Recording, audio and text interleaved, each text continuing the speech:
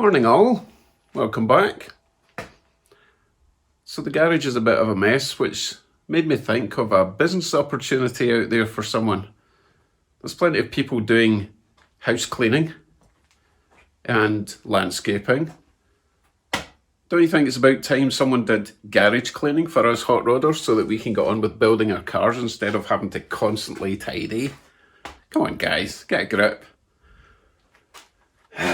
Right, I need to tidy, I've got stuff to do today, so back in a bit.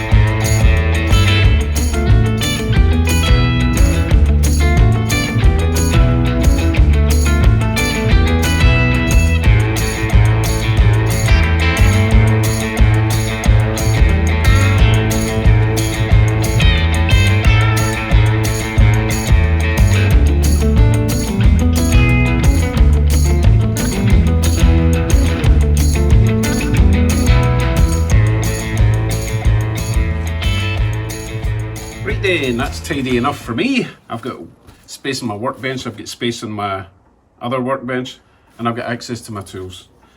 So, I mean, it's not perfect, but good enough for me. Right, what I've got today, nothing spectacular. Ordered a few things from Rock Auto because getting this stuff in Canada is just ridiculous. This is just a couple of wiper blades. Remember in my last video I kind of destroyed my wiper blade because it was frozen on the window. So a couple of decent wiper blades. These are like $12 each in Canada, and in Rock Auto they're like $2. So I got a couple of them. Not going to bore you with fitting that, it's just a wiper blade. The other thing I got from Rock Auto, again, massively cheaper than buying locally. I got some spark plugs for the Chevy Coupe. Again, these are like $10 each in Canada. Ridiculous. So I got 2 sets, and these are like $1.88 in Rock Auto instead of $10 locally. So I did the right thing and got 2 sets. And with the shipping, it was still cheaper than buying them locally. They look a bit stubby. I need to take one out and make sure that's the right thing, because that thread doesn't look very long. And the gap looks huge. So I need to check all that. So I will take one out, check it against this, and then fit a set for now. It's not rocket science.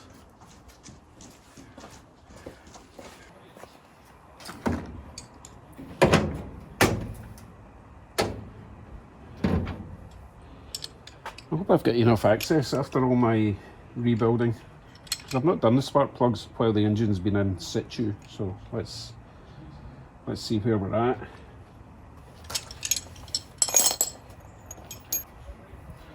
Just need a small extension. That's the one I need.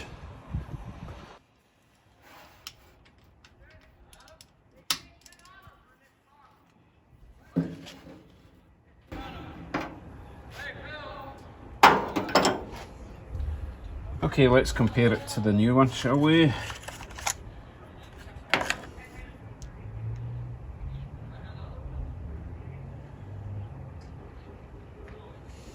I don't think that's right.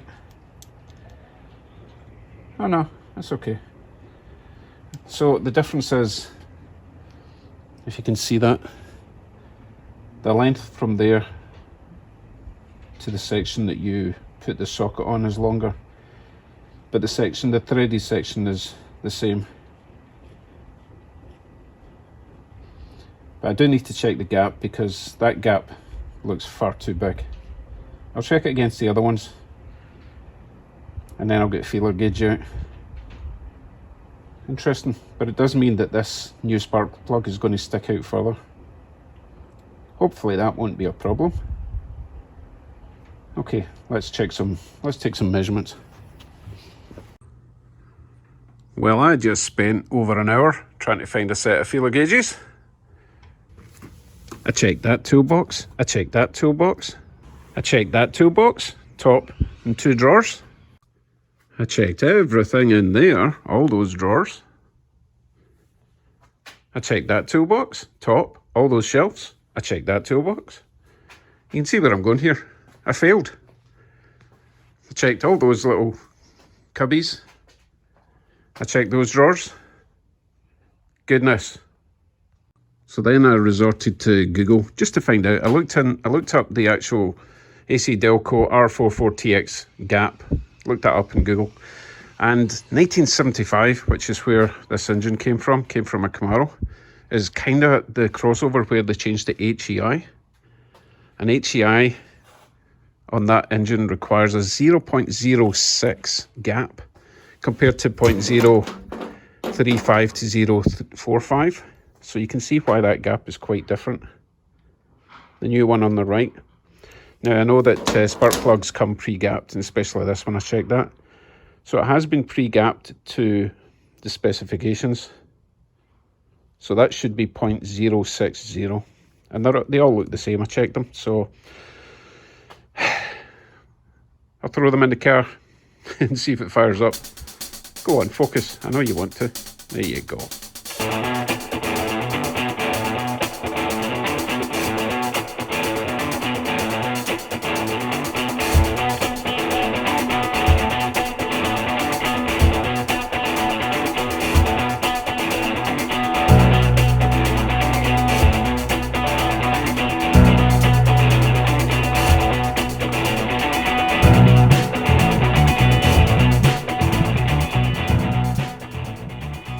Check this out.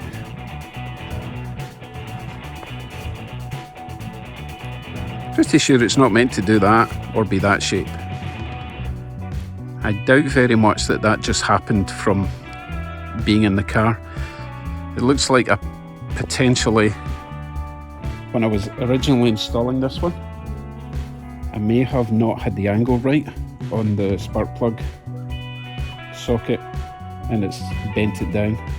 Now it's obviously loose. So that's highly possible that that's what was causing my bogging down when I put the foot down. Hopefully that's all it was, but it needed new plugs anyway. And again, it's all sooted up and oily because I don't think the gap was right for this particular engine with the HEI. Right, let me get the other side installed.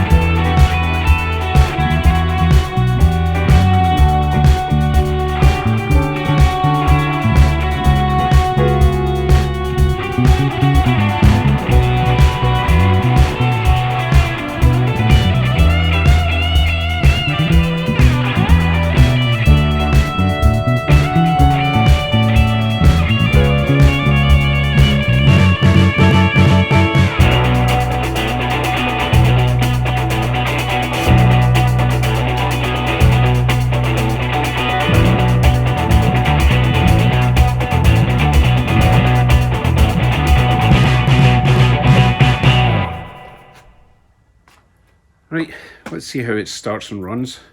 I don't expect it to be any different at the moment. It would only be when I drive it, but we'll see.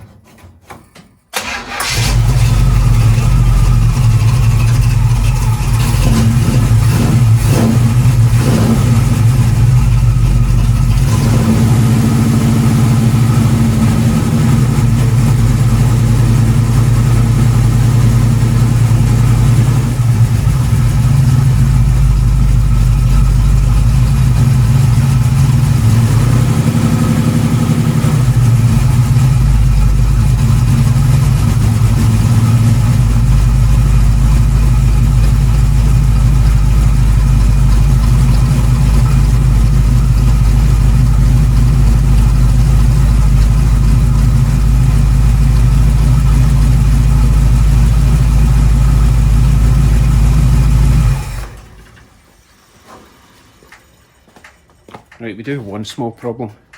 Because those spark plugs are like a ½ inch longer, those little boots that are on them are now too far out and they're actually resting on the exhaust pipe. I already didn't have a lot of gap there to begin with, so I'm not sure if I need to use like maybe a metal tie or something just to keep them out of the way, or just remove them completely.